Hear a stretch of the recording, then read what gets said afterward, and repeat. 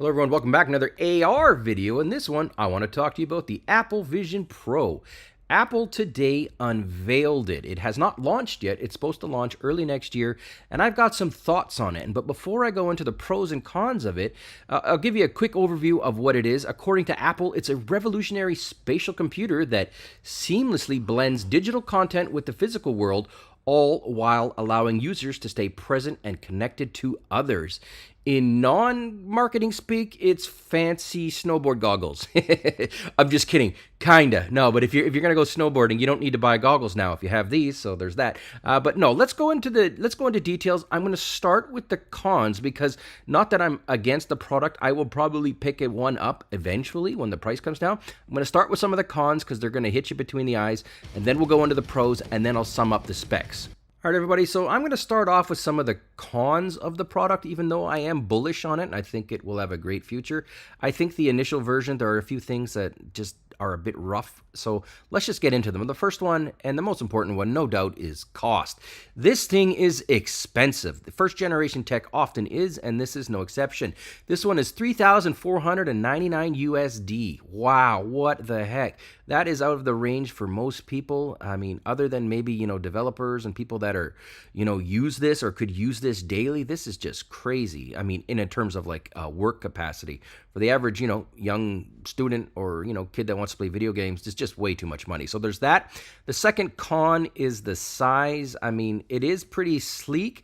And they do look like snowboarding goggles, so there's that. But at the end of the day, I mean, they're not glasses so much as, they're not like, sunglasses, what, you might have expecting. These are a full AR type headset, and they look a little too bulky for me. Again, this is first gen product, so they'll probably get reduced in size in future generations. The other one, and this is a big one, is the battery.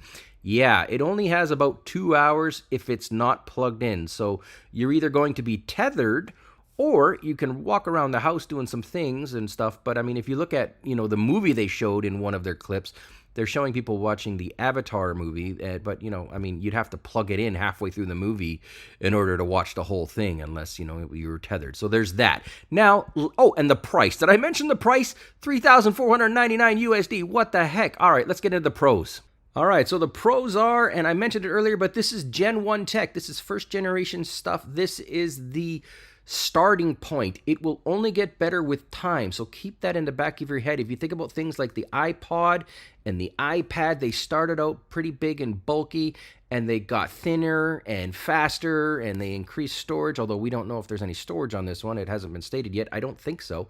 But that's going to get better over time, so there is that. Also, there could be some killer apps on this. I didn't really see anything that blew me away, but one of them was the second monitor option. That looked pretty convincing to me. If I could have a second, massive monitor that's just I'm attached to with my headset, that would be very helpful, especially for, professionals that do things like video editing or design or graphic design and, audio and stuff like that. It has a very good use case, and you also don't have to buy a second monitor. So there's that. Also, did I mention it earlier? If you go snowboarding, you don't have to buy goggles. You've got them. And they've got a defogger in there. What the heck is that all about? So there's that. And also, when you get close to people, they come into view so that you're not going to bumping into people and crashing into things, at least according to the tech demo. So there's that going for it. That said, let's just wrap it up. I'm going to show you some of the specs and we'll call it a day. All right, and here's a quick high-level overview of the specs, but more of what the device can do, especially, in its early days here. So here we go. The first one is it can blend between VR and pass-through by scrolling a crown wheel. So you scroll that cool little wheel at the top there, and you can switch modes. It also syncs between iPhone, iPad, and Mac with the iCloud. Another cool thing, no controllers, at least no controllers out of the box here. Pretty crazy. You use your voice and hands. That is going to take some getting used to. Also, people can see your eyes when looking at you wearing the goggles, so you're not completely behind the glass and no one can see that you're looking at them or they're looking at you. So there's a monitor. It's basically a 360-degree monitor, which is pretty cool. It has a built-in 3D camera, and it records in 3D, and you can watch it back in 3D. So you can basically record in 3D, pretty crazy stuff, and then you watch it on the monitor in 3D, what you just recorded. It's gonna be interesting, but it looks pretty convincing. You can watch 3D movies. There's gonna be 100 arcade games or Apple Arcade games on day one, and you can get a game controller, so that'll be interesting. And also, they partnered with Disney Plus. I don't have Disney Plus, mostly because I have no kids and I'm in my 40s, so that would be weird. But they're partnering, and that's cool.